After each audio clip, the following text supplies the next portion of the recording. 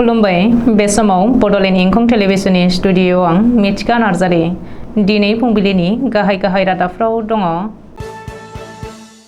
सोलोंथाइ बान्था मोनगिरि खोरोमसार बसुमतारीखौ समाजारि आफादफोरा मान बावदों। भियेटनामनि मोनसे फोरबोआव बाहागो लानो सा 18 बागुरुम्बा मोसाखावरिफ्रा मोसाहैदों। मुंख्लं दि जाब्रांनि मुङाव खुंफुंनाय मुंख्लं दि जाब्रां फुटबल ट्रफी टुर्नामेन्टआ मेहेरगोनाङै जोबलांबाय।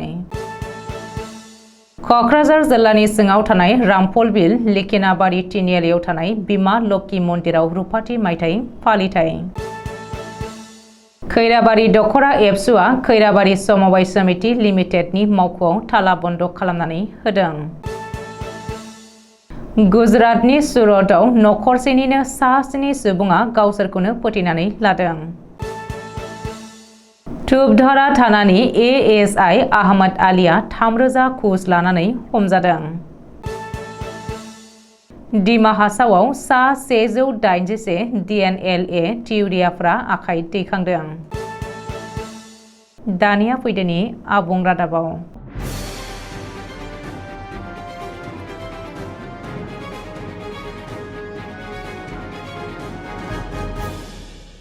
बाक्सा जिल्ला बरमानि फोरोंगिरि खोरोमसार बसुमतारीनो राजस्थाननि जयपुराव थानाय हाइपिच मेडिया एन्ड प्रमोशन्स PVT.LTD आ बे बोसोराव इन्डियान एडुकेशन एवार्ड 2023 बान्था होनाय खौराङा फोसावजानायनि उनाव फोरोंगिरि, थुनलाइगिरि, समाजारि आफादफोरनि बिबानगिरि थामहिनबा मोजां हामलायगिरिफ्रा गोजोननाय बावहरदों।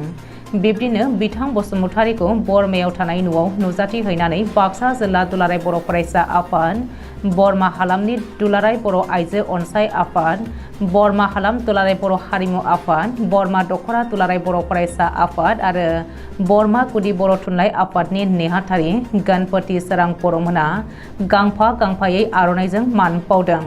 बेराफारसे बिटिआरनि गाहाय मावफुंगिरि सोद्रोमा प्रमद बर', MLA लरेन्स इस्लारि, बिटिआरनि बुंथिगिरि काथिराम बर' आरो बर' थुनलाइ आफादनि बारग' आफादगिरि तरेन बर'मोनहा वाट्सएपनि गेजेरजों खोरोमसार बसुमतारीनो गोजोननाय बावहरदों होननानै मिथिनो हादों।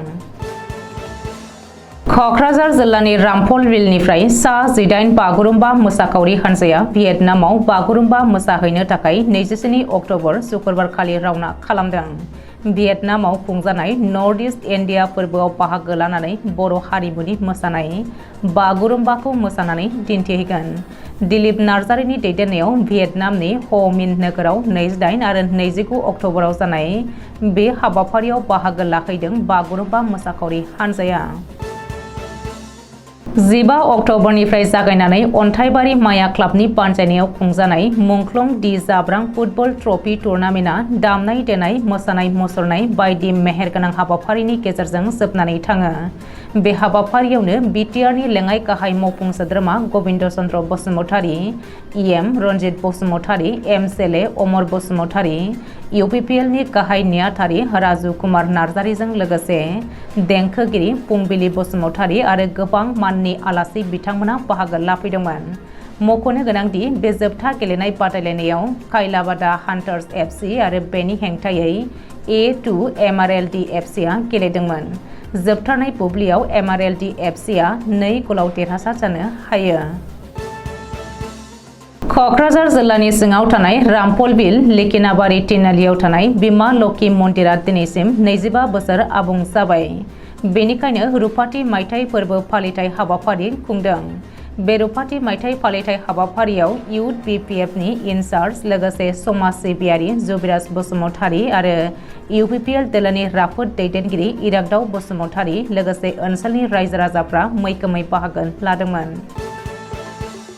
अदालगुरि जिल्लानि सिङाव थानाय खैराबारि समबाय समिति लिमिटेडआव गोदानै थिसननाय सेक्रेटारि मासियाव बैसो बारनाय आरो नर्म्स गैयि बिनायसाखौ मोगा मोगियाव फज'नानै स्रोदै सायख'नानै थिसननायखौ लानानै खैराबारि एबसुआ खुद्रिसारनाय फोरमायदोंमोन। नाथाय खैराबारि समबाय समिति लिमिटेडआ एबसुनि खावलायनायखौ जेबो मान होयैयाव खैराबारि दख'रा एबसुआ थाला लागायनाय हाबाफारिखौ लायो। जेब्लासिम समबाय समितिया मोजाङै सावरायज्लाया अब्लासिम बे थाला बन्द'आ सोलिगोन होननानै फोरमायदों खैराबारि एबसुआ।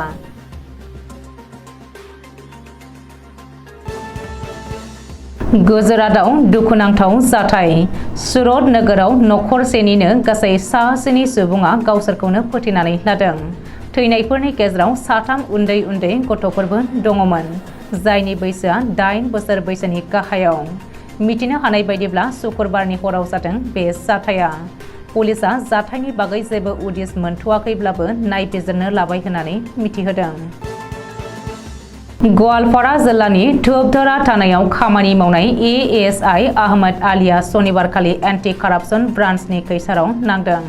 3,000 रांनि घुस लानानै हमजादों जाख्लग्रा एएसआइ आहमद आलिया।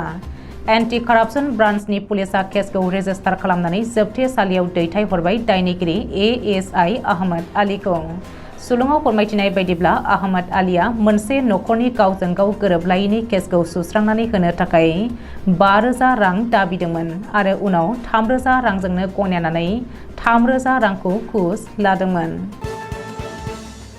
गिबि मन्त्रि डक्टर हिमन्त बिश्व शर्मानि नुजाथिनायाव दिमा हासावनि गासै सा 181 डिएनएलए केडारफोरा आखाइ दैखांनायजों लोगोसे हाथियार गथायदों।